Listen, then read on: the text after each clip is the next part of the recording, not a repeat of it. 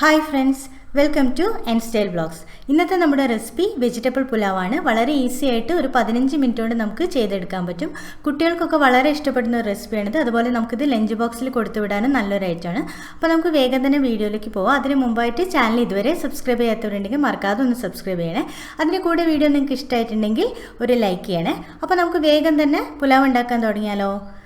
അതിനുവേണ്ടി ഞാനിതവിടെ ഒരു കുക്കർ എടുത്ത് വെച്ചിട്ടുണ്ട്. കുക്കർ ചൂടായി വരുമ്പോൾ അതിലേക്ക് നമുക്ക് സൺഫ്ലവർ ഓയിലാണ് ഞാൻ ചേർക്കുന്നത്. ഒരു 3 ടേബിൾ സ്പൂൺ സൺഫ്ലവർ ഓയിൽ എടുത്തിട്ടുണ്ട്. ഇത് ചെയ്യുമ്പോൾ സൺഫ്ലവർ ഓയിൽ തന്നെ എടുക്കാൻ ശ്രദ്ധിക്കണം. വെളിച്ചെണ്ണ എടുത്താൽ അത്രയ്ക്ക് ഒരു ടേസ്റ്റ് ഉണ്ടാവില്ല. അടുത്തതായിട്ട് ഇതിലേക്ക് നമ്മൾ 1 ടീസ്പൂൺ നെയ്യ് കൂടി ചേർക്കുന്നുണ്ട്. അങ്ങനെ ചേർക്കുമ്പോൾ ഒരു പ്രത്യേക ടേസ്റ്റാണ്. അതുകൊണ്ടാണ് ഈ സൺഫ്ലവർ ഓയിലിൻ്റെ കൂടെ 1 ടീസ്പൂൺ നെയ്യ് കൂടി ചേർക്കുന്നത്. ഇത് നമ്മുടെ ഓയിൽ ചൂടായിട്ട് വന്നിട്ടുണ്ട്.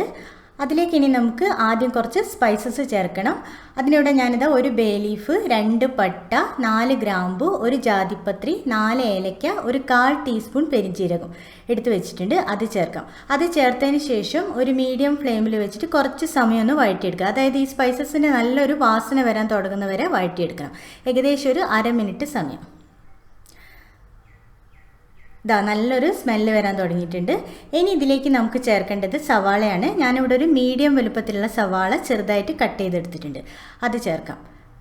സവാള ചേർത്ത ഉടനെ തന്നെ നമ്മൾ എപ്പോഴും പറയുന്നത് പോലെ കുറച്ച് ഉപ്പ് ചേർക്കണം. ഈ ഉപ്പ് ചേർക്കുമ്പോൾ സവാള പെട്ടെന്ന് വഴന്ന് കിട്ടും. അതുപോലെ സവാള ഒരു മീഡിയം ഫ്ലെയിമിൽ വെച്ചിട്ട് നന്നായിട്ട് വഴറ്റിയെടുക്കണം. ബ്രൗൺ കളറായി പോകരുത്, എന്നാൽ നന്നായിട്ട് വാടി വരും വേണം. ഈ സമയത്തൊക്കെ ഫ്ലെയിം എപ്പോഴും ഒരു മീഡിയം ഫ്ലെയിമിൽ വേണം വെക്കാൻ.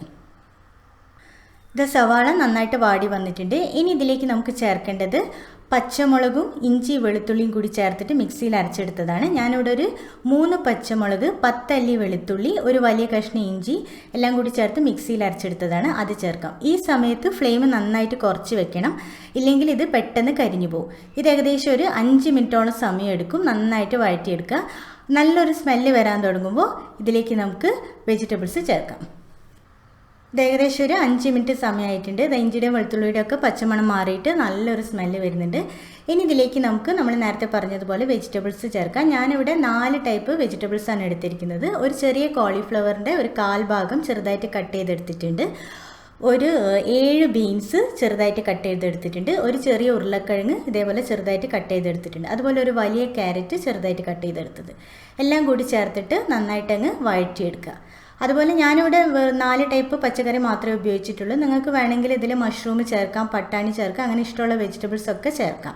അതുപോലെ ഈ ചില കുട്ടികൾക്കൊക്കെ വെജിറ്റബിൾസ് കഴിക്കാത്ത കുട്ടികളുണ്ടെങ്കിൽ നമ്മൾ ഇതേപോലെ ചെയ്ത് കൊടുത്താൽ അവർക്ക് നല്ല ഇഷ്ടമാവുകയും ചെയ്യും, വെജിറ്റബിൾസ് അവർ കഴിക്കുകയും ചെയ്യും. അപ്പോൾ നമ്മൾ ഈ വെജിറ്റബിൾസ് ചേർത്തിട്ട് ഏകദേശം 1 മിനിറ്റോളം ഒന്ന് വഴറ്റിയെടുക്കണം. ആ വെജിറ്റബിൾസ് ആ മസാലയുടെ കൂടെയൊക്കെ നന്നായിട്ട് പിടിക്കാൻ വേണ്ടിയിട്ടാണ് ഒരു മീഡിയം ഫ്ലെയിമിൽ വെച്ചിട്ട് 1 മിനിറ്റ് ഒന്ന് വഴറ്റിയെടുക്കുന്നത്. ഏകദേശം 1 മിനിറ്റ് ആയിട്ടുണ്ട്. നമ്മുടെ വെജിറ്റബിൾസൊക്കെ നന്നായിട്ട് വാടി വന്നിട്ടുണ്ട്. അടുത്തതായിട്ട് ഇതിലേക്ക് നമുക്ക് ചേർക്കേണ്ടത് റൈസാണ്. ഞാനിവിടെ ഇന്ത്യ ഗേറ്റിൻ്റെ ബസ്മതി റൈസാണ് എടുത്തിട്ടുള്ളത്. 2 കപ്പ് റൈസ് എടുത്തിട്ടുണ്ട്. ഞാൻ നന്നായിട്ട് വാഷ് ചെയ്തതിന് ശേഷം ഒരു അരമണിക്കൂർ സോക്ക് ചെയ്ത് വെച്ചതാണ്. അത് ചേർത്തിട്ട് ഒന്ന് മിക്സ് ചെയ്ത് കൊടുക്കുക. മിക്സ് ചെയ്യുമ്പോൾ ഒരുപാട് അങ്ങ് മിക്സ് ചെയ്യേണ്ട, കാരണം അരമണിക്കൂർ സോക്ക് ചെയ്തുകൊണ്ട് തന്നെ അരി പെട്ടെന്ന് പൊടിഞ്ഞു പോകാനുള്ള സാധ്യത ഉണ്ട്. അതുകൊണ്ട് ജസ്റ്റ് ഒന്ന് മിക്സ് ചെയ്തെടുത്താൽ മതി. അരി ചേർത്തിട്ട് ഞാനൊന്ന് മിക്സ് ചെയ്തെടുത്തിട്ടുണ്ട്. ഇനി ഇതിലേക്ക് നമുക്ക് ചേർക്കേണ്ടത് വെള്ളമാണ്. ഞാനിവിടെ 4 കപ്പ് വെള്ളം എടുത്ത് വെച്ചിട്ടുണ്ട്. അതായത് 1 കപ്പ് റൈസിന് 2 കപ്പ് വെള്ളം എന്നുള്ള രീതിയിൽ 2 കപ്പ് റൈസിന് 4 കപ്പ് വെള്ളം. അതുപോലെ അരി നമ്മൾ ഏത് കപ്പിലാണോ എടുക്കുന്നത് അതേ കപ്പ് തന്നെ വെള്ളം എടുക്കാൻ ശ്രദ്ധിക്കണം.